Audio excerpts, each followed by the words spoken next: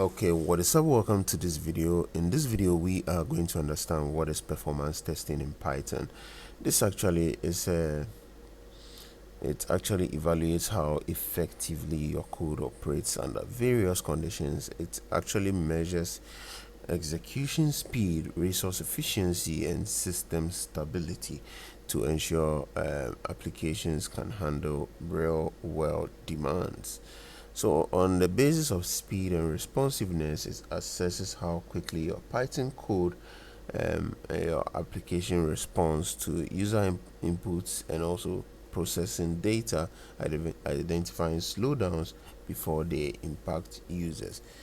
It actually also measures how efficiently your code consumes CPU, memory, and network resources, preventing excessive hardware demands.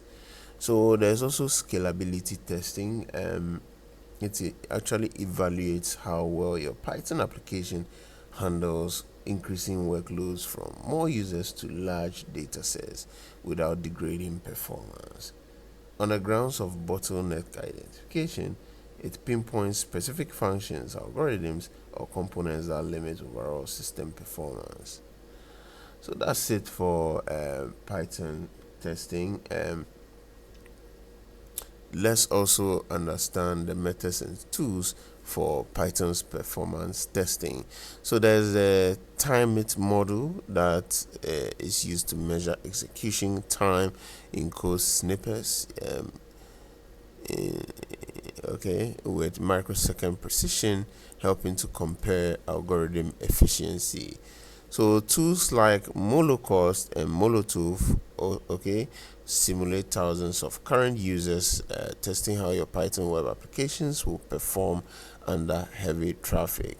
C profiling, okay, C profile under profiling breaks down execution time per function call, revealing which code sections will consume the most resources and need optimization. Okay, so that's it for this video. Thank you for watching this video. This is IOLOGY General.